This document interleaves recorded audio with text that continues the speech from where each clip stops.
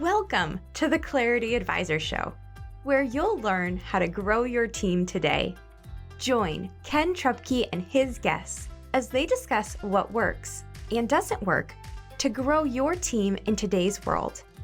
And now, your host, Ken Trupke. Hello, and welcome to the Clarity Advisor Show. Solving a problem in your own life and then turning that solution into a business is not all that uncommon.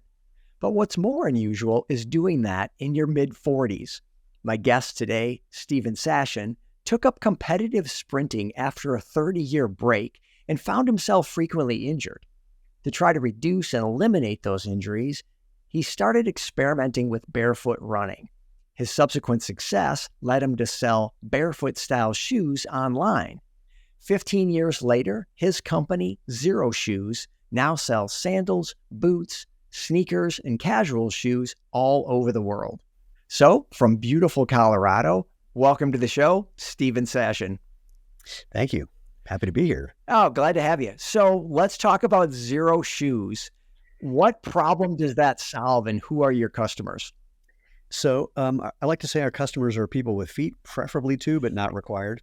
And I literally say that because we have a bunch of single-leg amputees who swear by our product because with the leg they don't have, they can't feel anything. With the leg they do have, if they're in a big, thick, shoe or like this or even something bigger, they can't feel anything there either. So that leads to what we do, which is we're making footwear that gets out of the way so it lets your body do what's natural. And as a result, you get natural comfort, performance, and health benefits.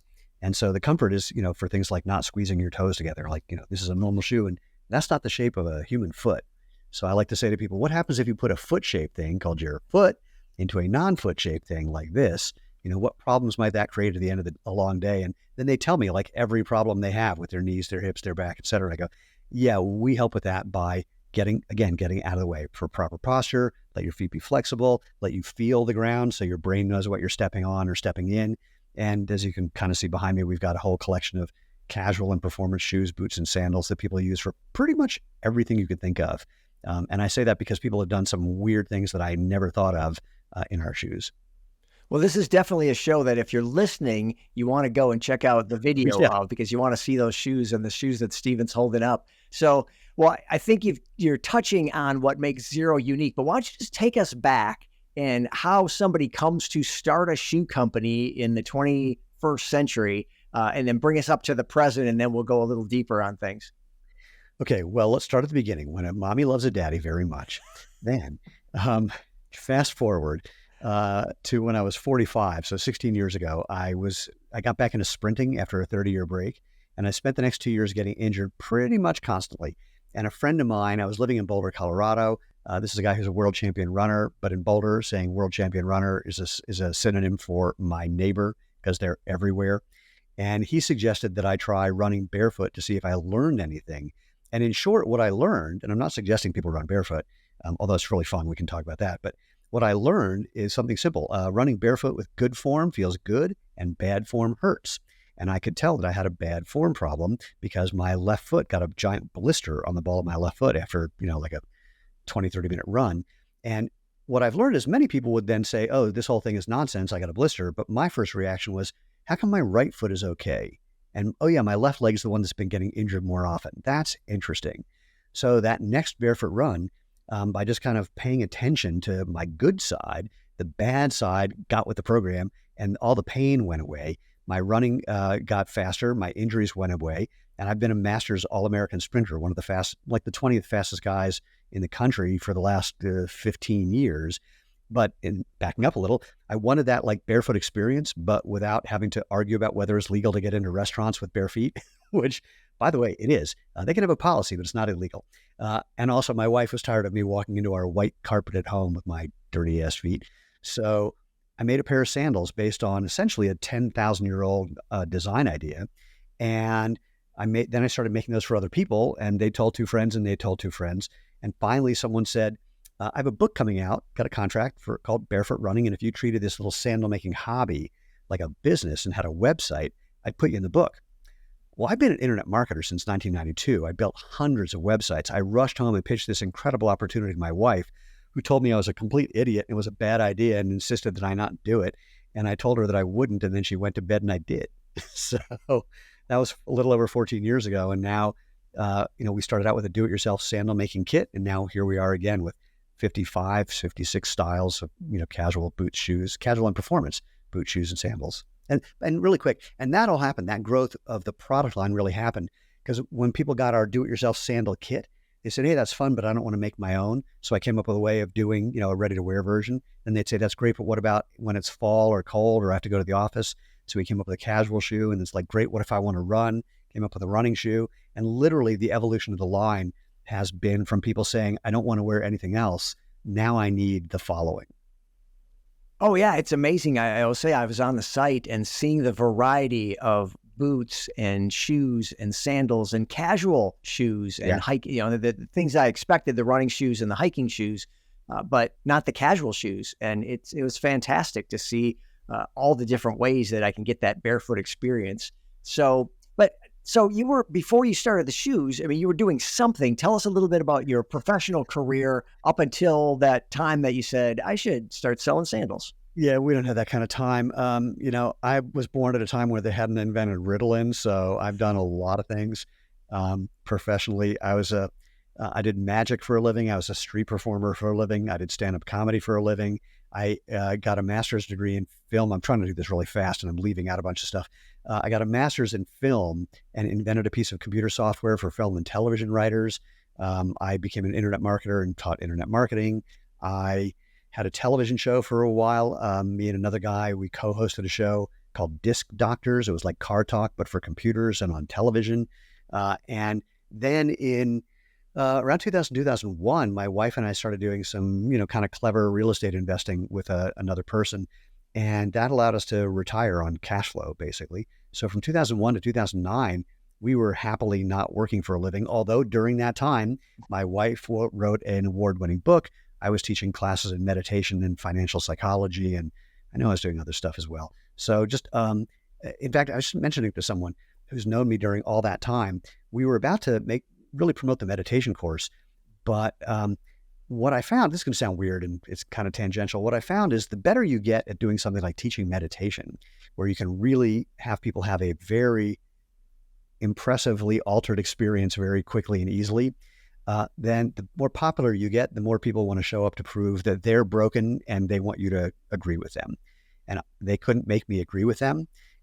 And so people wanted, when someone's really committed to being broken, or at least believing that they are, and you want to agree, they will often just try to take you down to get to a point where you'll finally agree. And it didn't work. And I said to my wife, I'm not messianic about that world. I had, I wasn't trying to have anyone listen to what I was saying. Really, I was doing it because it was really interesting and fun. But without the messianic urge, why would I put myself in a position where people would want to make my life miserable? And it just so happened that was literally overlapping the time that we got this idea to make Xero shoes happen. So, dodged a bullet. Yeah, good deal. And so you start the company, you build up a website and start selling do-it-yourself kits, and then that evolves into making the shoes and selling the shoes. Talk about the evolution of the team to the point today. How did that start? Who was your first, teammate that you added, and how did you decide who to add and when, and how did that all go along for the last 15 years? Well, I'll try and do the short version of that too. I can't remember if the first person we hired was a customer service person or someone to help with all the shipping. It was pretty close to the same time. Suffice it to say, the customer service guy lived at our dining room table and the shipping guy took over our living room. And so those were the first two, because I'm not a good customer service person, because basically if someone's having a problem, it makes me really anxious and I just want to solve it really quickly. And more often than not, they want to tell me the whole story of their life and their past lives and their children's future lives. And when I had my software company, someone quoted me literally 20 years after I had said this to them. I said, look, we have two choices. I can hear your story of woe and misery, or I can solve your problem, but I can't do both. So my bedside manner for customer service is legendary for the wrong reason. and again, it's only just to alleviate my own anxiety. Like, I hate when someone has a problem. I feel responsible and I just want to solve it as quickly as I can, so I feel better. So, and then the shipping stuff, it was just getting to be too much. I couldn't do all the things I was doing. Lena, the same thing. My wife, So that's how it began. And then when we moved into our first office after a few years, we brought on one more person to handle shipping, two more people to handle customer service. We had met really by accident a guy who had 35 years of footwear development and design experience. I'll give you the short version of the story. One day he's walking his dog. Normally his wife does.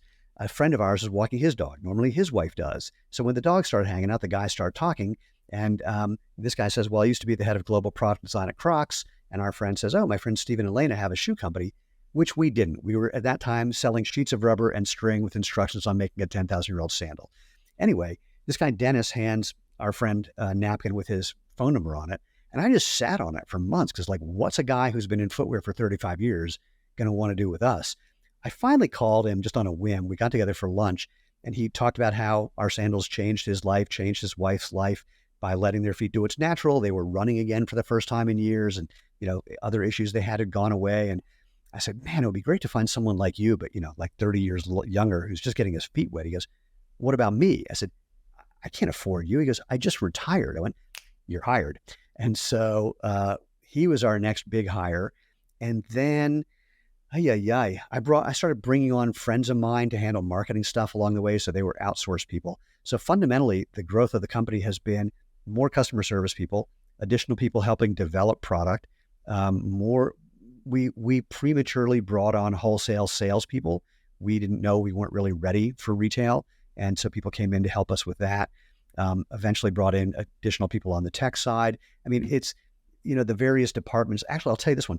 The department that has grown the fastest and the biggest that I would have never predicted is our accounting. Accounting's gotten very, very challenging with a omni-channel multinational company where I don't even want to get into it, but that's a big chunk of our business. Product development's a big chunk of our business. Customer service.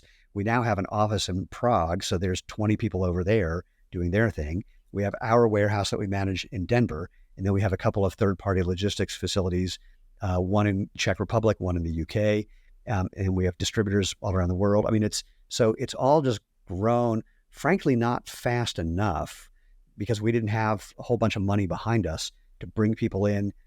It's a trick. You want to bring people in early enough that you're ready for them when you really need them, but not so early that you're just paying for them to sit around and do nothing. And no one ever gets it right, frankly. So sometimes we've been early, sometimes we've been late.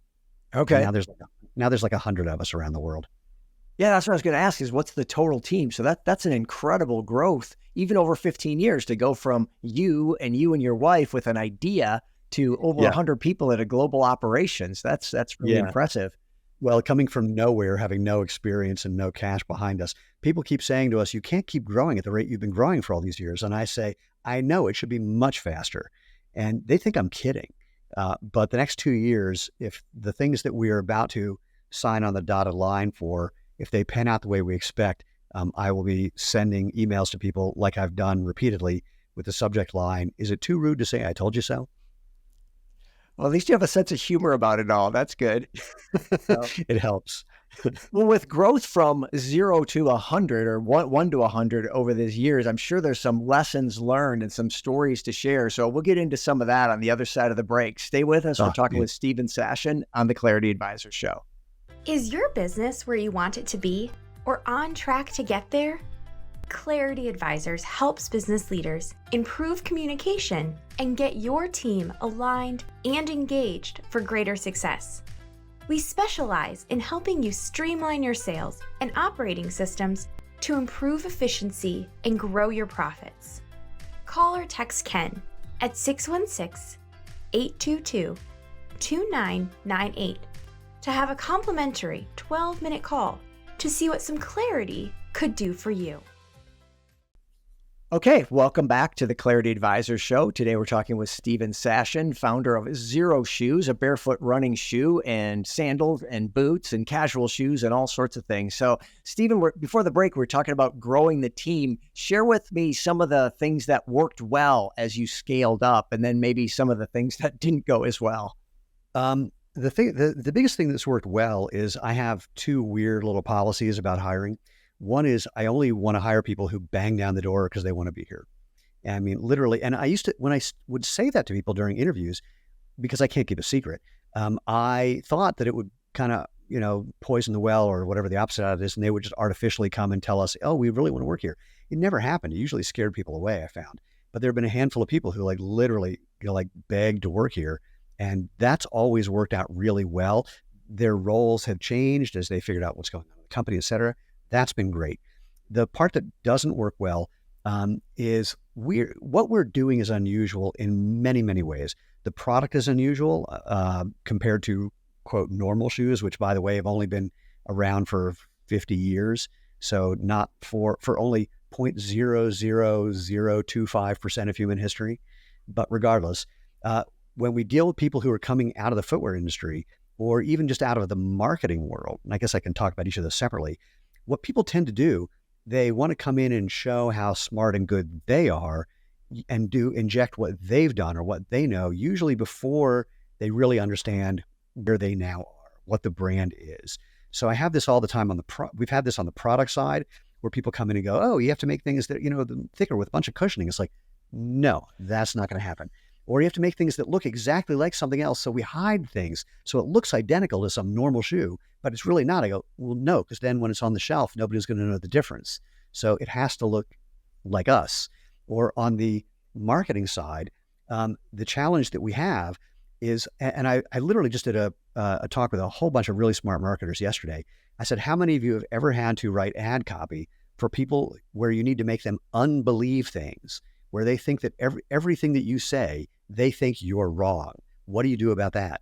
And I literally haven't met anyone who's had to do that. And so all the suggestions that I got from these very experienced marketers were still not realizing they were just doing the same thing that everyone's ever done, which is, here's a better version of something you already understand. It's like, that doesn't fly here. Because when I say this is a better version and I show one of our shoes, people think, well, where's the arch support, the motion control, the padding? And to explain, well, what we do is allow your feet to get strong just by using them. And that creates all the arch support you need in your feet. So like if you put your arm in a cast, it gets weaker. Put your foot in a shoe that doesn't let it bend and flex and move, it gets weaker.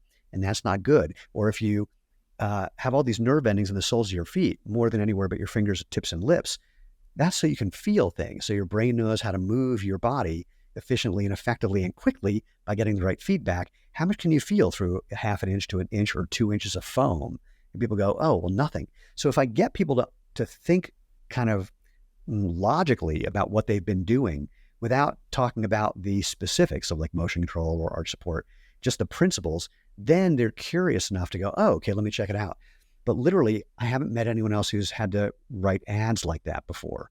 So we've also had some people who came in managerial positions where similarly, they try to bring their history with them. And we didn't know it at the time, but we've had a couple people try and basically break up the company because they thought that Lena and I didn't know what we were doing because we're new to this industry.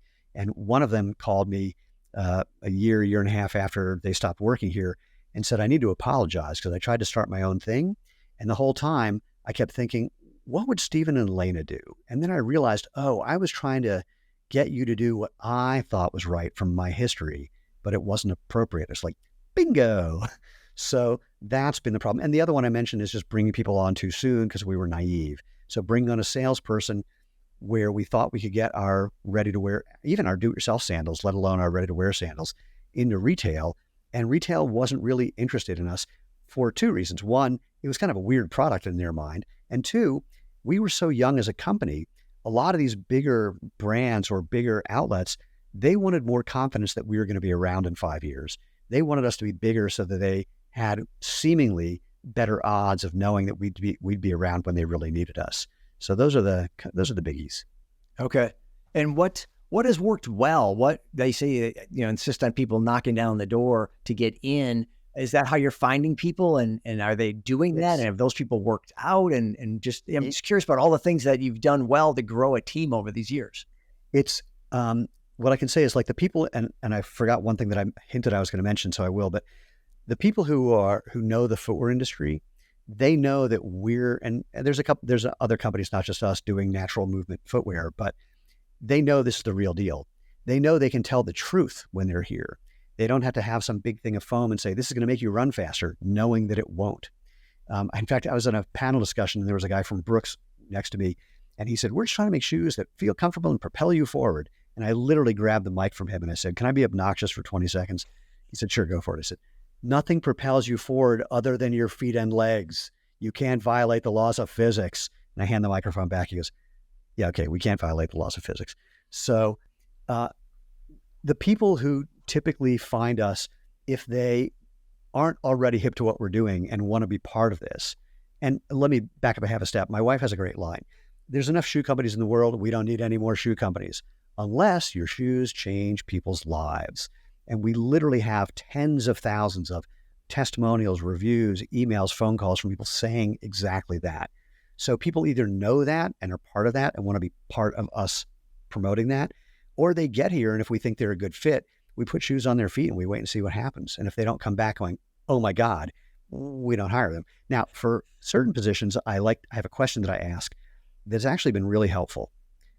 And the question is, give me 3 good reasons not to hire you. And they have to be legit. Like you can't say, oh, if you don't want to grow to $1 billion, then don't hire me. It's like, no. Give me a good one. I'll give you an example. For me, if someone is going to hire me, if you need someone who's organized and keeps a sheet of everything and prioritizes things, I'm not that guy. I'm a fountain of ideas. I need someone else to put them into an order and make sure that, the right one happens at the right time. I don't do that. So we've had a few people who've given some very interesting answers that they think are good, but are giant red flags. And I don't want to describe them specifically, but the best thing I can say is you'll know it when you hear it. If someone, for example, says that the biggest problem they have in other jobs is, they just care too much. It's like, oh yeah, that's not good. Yeah, the classic work too hard and care too much. Yeah. That's my weakness. Yeah. Yeah, come on. Yeah, that's not going to end well. And wait, I'll tell you something funny. That's not about hiring, but this is an interesting thing I've discovered about people leaving, whether we ask them to leave or they decide to leave. Boy, you learn someone's true nature when they're on the way out the door. And anytime we have fired someone, the way they left made us very, very confident that we had made the right decision. Yeah, absolutely. I've definitely seen that movie. People show their true colors when they feel like nothing's on the line, and it all it does is validate your decision. So, right. Well, yep. In the early days, a couple times it happened, and Lena said to me, I think you're going to need to get therapy because of what these people have been saying. I said, no. They're not willing to admit that they weren't succeeding at the job, so they have to point the finger at somebody on the way out, and I'm that guy. And she didn't really believe me till it happened to her. And it's like, oh, that's how that goes down. Yeah. So attracting and retaining talent is a big deal in most businesses. What are you guys doing at Xero Shoes to bring people in, to find those right people, and then to keep them once they're in the door? Well, we're not doing anything different than anybody else. I don't literally know how many people have come in and out of here in the last 14 and a half years. I don't keep track of that. Somebody can look really good on paper and even look good for the first couple of weeks, and then at some point it doesn't pan out, or the other way around. I remember we had someone working in our customer happiness team, and which is where a lot of people start for certain roles. And I said, you're really, really smart, and I bet you have some ideas of other things that you could do here in the company. And she said, yeah, I'd like to run social media. I said, great. Here's some resources that you can use to help you get going. And the next day she quit, saying, there's no opportunity to grow here. It's like, wait, I just let you create your own job. What? So the attracting, we're lucky that we've gotten enough attention lately that people just get a sense of who we are. And actually, a lot of people in the company are here because other people in the company said, you got to come work here. That was really, really gratifying when that happened, especially in a difficult role like customer service, where there's a lot of people back there who have been friends for years before they were here. And now it's a very, very collegial group. So the keeping, there are a couple things. One is simply that if people are seeing that they're doing something and it's working and we like it, they want to keep doing more. And we do have some incentives that we hope are helpful for people that are a little socialist in nature. So we have a quarterly revenue profit sharing inspired bonus plan. So most people do their bonuses like after they settle the books at the end of the year, what turns into May of the following year. That does not create any sense of continuity or relationship between what you're doing and what the benefit is. So we do it every quarter. And sometimes if we haven't been profitable that quarter, but people work their butts off, we figure out a way to make it work and we'll still give those bonuses. We also have a long-term incentive program, better than options, because options are a rather blunt instrument that most people don't understand. And we've had people, we had one person who had options, actually our product developer, who got bad tax advice and suddenly had a tax bill for options he hadn't even invested yet. So that's a problem. So what we created instead is a program where if there's a change of control, if somebody acquires 51% or more of the company, then there's a portion of that money that's going to get split evenly among everyone who's been here for 18 months. And then there's a discretionary part that we can apply for people who've been here less than that, or if people have gone above and beyond the call of duty, then we can apply some of that discretionary income to them as well. And so that's been really good. And again, we just try to foster as best as possible an environment that is enjoyable to be at, because you're able to be creative and see what you're doing and make it work. And I will confess, sometimes it's less than that in certain circumstances, when things get really difficult, when we're out of stock, when we get really far behind because we just had a big sale that did so much better than we ever expected that we can't answer emails fast enough and people get mad.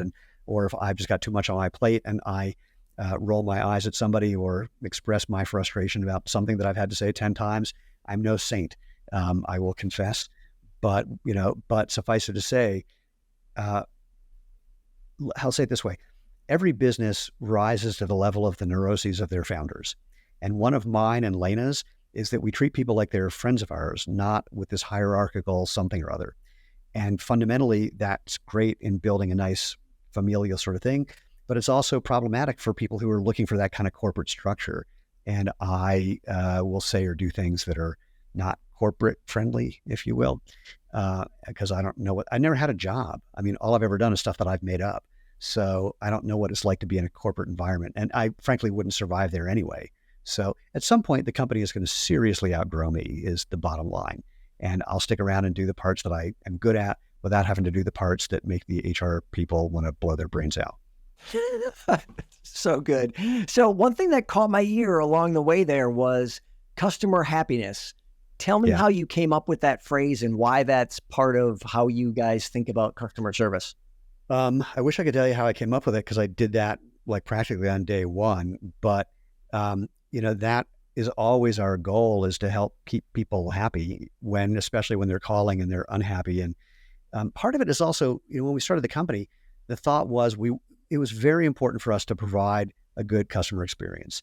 And we know that what it takes to stand above the crowd is not a whole lot, because most customer service has gotten really bad. Sometimes because the industries have realized there's no need for it to be good. So in the cell phone industry, the cell phone companies know that you're just going to, if you leave one, you're going to the other, and there's someone who left that one to come to you. And there's no need to be really good and friendly and helpful, because it's a closed loop. So it doesn't take much to provide a superior experience. And are we perfect? Of course not. Will we call and admit that? Absolutely. So we just want to make sure that people, here's a thing we try to do. We want our customer happiness people to talk to the people on the other end of the phone like people. So, I mean, I don't mean that the customers are people. I mean that our people are people. So you don't have to be rigid and whatever. You have to be, yourself. And so that phrase just came to me. There's another company or two we've seen in the last few years that have used that same phrase.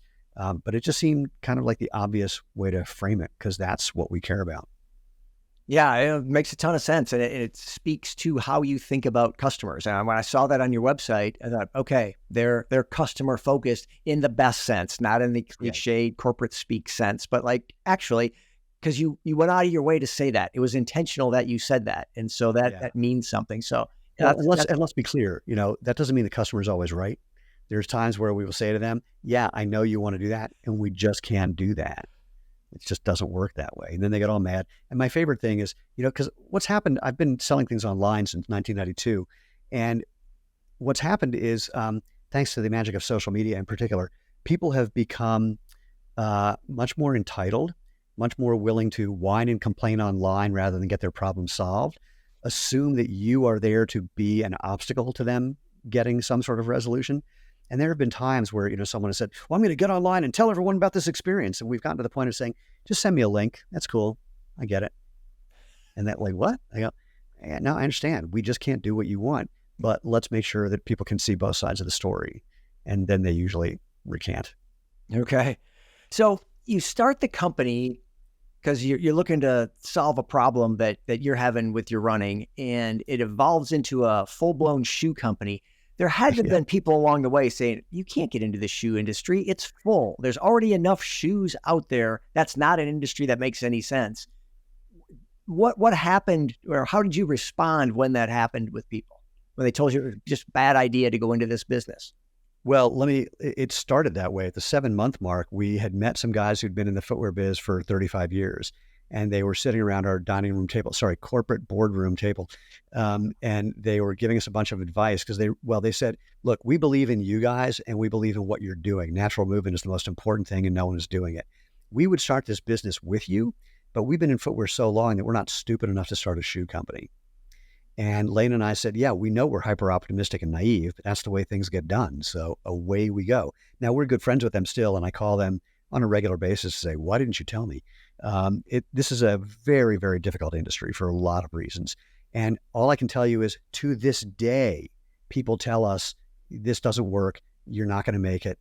People don't want what you're selling. I mean, last year we did, well, I'm not allowed to say that one. I have to do the year before.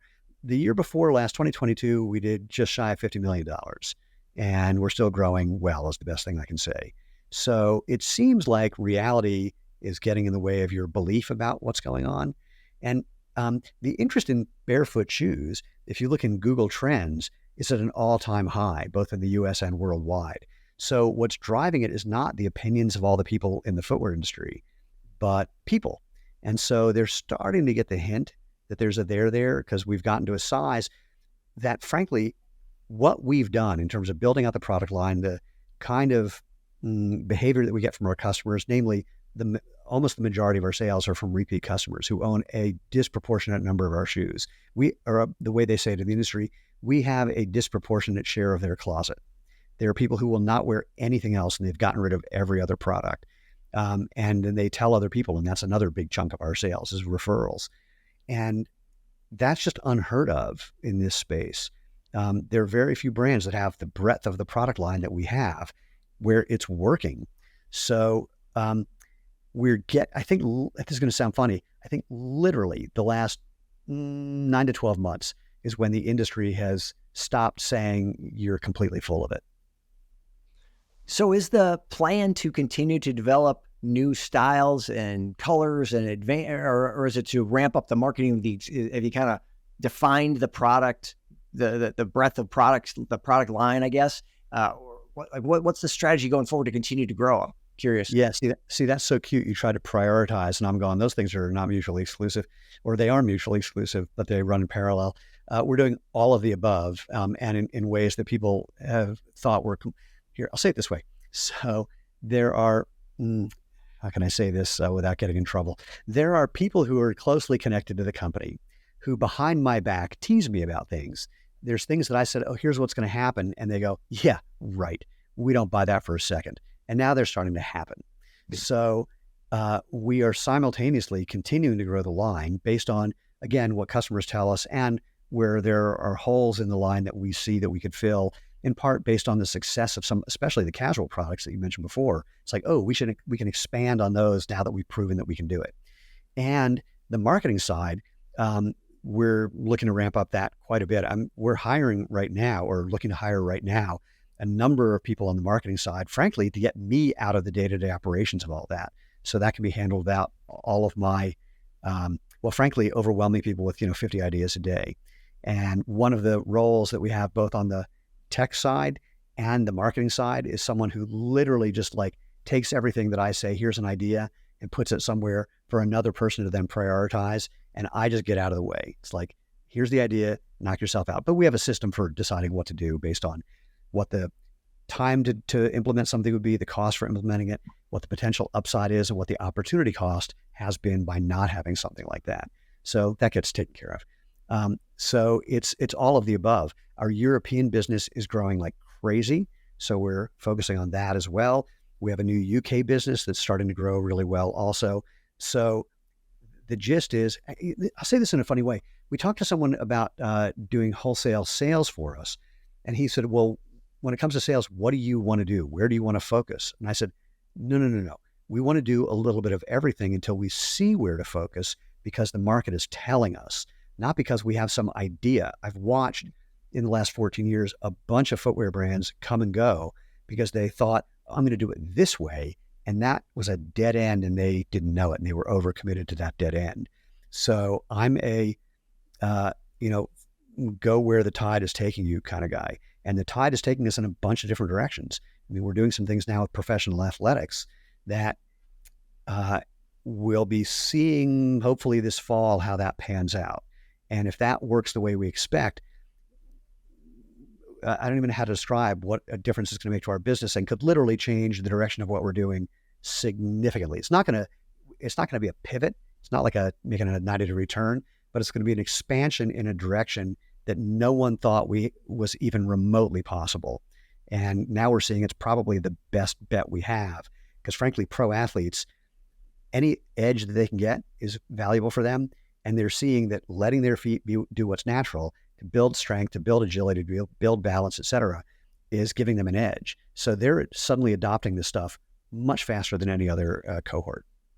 Yeah, it makes perfect sense. And with injuries being such a huge part of professional sports and so many dollars attached, if you're not on the field or the court or the track or the whatever, there's money at stake. And so for them to improve their body and get that little bit of edge, but also prevent injuries, it's got to just be huge. Oh, it's really significant. We talked to this one NFL player who said, you've given me some extra seasons in my career.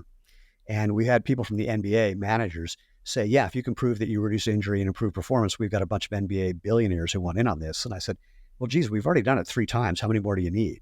So so there's a lot of opportunity. We have, it's going to sound completely unrelated. We have hockey players who say they're skating better because once they get out of their skates, they get into our shoes and sandals. And so the opportunity in pro sports is tremendous. And I can envision that 12 months from now, 18 months from now, we have a whole pro, sports division with people focusing on individual sports where we can make the biggest difference. That's so good. And I want to come back to something that you said. What I heard was a Jim Collins idea of first bullets, then cannonballs. The idea is when you don't know the answer, do a bunch of little experiments until you know the answer and then go big. So shoot a couple shots, and then when you figure it out and you dialed in the target, then you can go with the big cannonball. Well, and that's true on the product side, on the market side, and the marketing side. So the thing that I say to people all the time, they'll, like someone's going to say, hey, we do conversion rate optimization. Take a look at, these 2 pages. Tell me what you think perform better. I don't care. They're like, what? I said, I don't care. I said, what do you mean? I said, well, you're going to show me that the one that did better, and you're going to say you had something to do with it. Great. I need to see the process, because look, all I know when people say, what do you think about this ad? I go, doesn't matter. I just want to test it against 5 other things. I have a lot of opinions because I've been doing this for a long time. I just don't care what any of them are. I just want to see the data about which one does better, and then put some more energy behind that, and then do variations of that while continuing to test the exact opposite.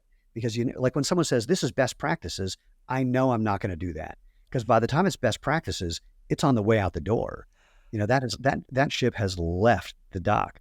So when I'm looking to hire a copywriter, I'll say, I want to test some AdWords headlines, and give me 5. And I'll give you the first one. The first one is the most comfortable shoes I've ever worn. And if the next 4 they give me are variations on that, I don't talk to them. But if in the next 4 they say things like, my wife says I can't wear these shoes, or these are the worst shoes ever, that's my person. Because we just need to be thinking in ways that are not the way everybody thinks. Yeah, absolutely. Wait, how does it go? If everybody's zagging, then you need to zig. You need to zig. Yeah. No, I would say if everybody's zigging, you need to get on a rocket ship and go to a different planet. It's like, zigging versus zagging, that's still in the same plane. You got to get into a different plane. Got it. Okay. That's terrific. So as we wind up here, Steven, I do want to come back to your career as a sprinter. So in your 50s now, tell me what you're still doing. What does it mean to be a master sprinter, and what races do you do, and how active are you in competition? Well, first of all, that's so cute that you think I'm in my 50s. So I'll be 62 in a couple months. And I'm a sprinter. So indoors, I run either the 50 or the 60, which just depends on what the track is that day. Outdoors, I run the 100. I hear on a track, there are things at the end of each part of the track called, what are they called? Turns, I think is the word. I don't know how to use those. I don't have a GPS watch. I'd get lost. So I just go very fast straight line. And by very fast, I mean, again, I'm like in the, I'm in the 20 to 25th fastest, whatever, in my age group. Typically, the guys that are in the top 5 or 10, they're amazing. I mean, we're all genetic freaks, sprinters, but those guys are the freakiest of the freaks, which is always the way it is. So I'm in the winter, it's tricky because where I live, there's not an indoor track to train on. I was trying to put a track surface in our warehouse so I could do some indoor training there, but it turned out to be an insurance nightmare. So I'm not doing that. Although I do run around the warehouse anyway, because why not? And then in the summer, I'm on the track 1 or 2 days a week. I'd say I'm in the gym, but it's just my home gym, kind of every day to do something. And then I go to all the races that I can go to as long as they fit my schedule. What's really fun with Masters Track and Field is the World Championships are usually in really fun places. So it's a good excuse to take vacations. We've been to Finland for the World Championships, and I missed being able to go to Rio, which would have been a blast. So it's our post-retirement vacation planning is we plan around the nationals and the worlds, and then take another trip somewhere. Fantastic. All right. Well, as we wrap up here, Steven, who should reach out to you, and what would be the best way for them to do that? Depends. Well, I don't know. If anything I said makes you go, hey, I want to hear more or be part of that, then track me down. I'm easily trackable. The easiest thing to do, actually, well, you can go to our website and hit the contact page, and then there's a form there you can fill out. It'll go to our customer happiness team, and they will forward it to me. That's probably the best bet. And you can find us at zeroshoes.com, or if you're in the EU, zeroshoes.eu, or at the UK, zeroshoes.co.uk, or on social media at /zeroshoes or at zeroshoes, wherever you happen to at or slash. Terrific. And we'll get those links in the show notes. Steven, this has been such a pleasure. I appreciate you making some time for this. I just love your, I guess I'm going to call it contrarian approach. You just seem like somebody with a ton of ideas, but yet with the self-awareness to know you're the guy with a ton of ideas and you can't prioritize them and you don't plan to. That's something for other people. Your job is just keep coming up with the next thing. So really, really fun conversation. Thanks. It was a pleasure. All right. Well, thanks again. And that brings us to the end of another Clarity Advisor show. Thank you so much for joining us, and we'll see you next time. Thank you for listening to the Clarity Advisor show. Clarity Advisors is a speaking, training, and consulting firm specializing in helping you simplify your sales and operating systems to improve efficiency and grow your profits. Connect with Clarity Advisors today to learn more about how they can help you improve communication and get your team aligned and engaged for greater success.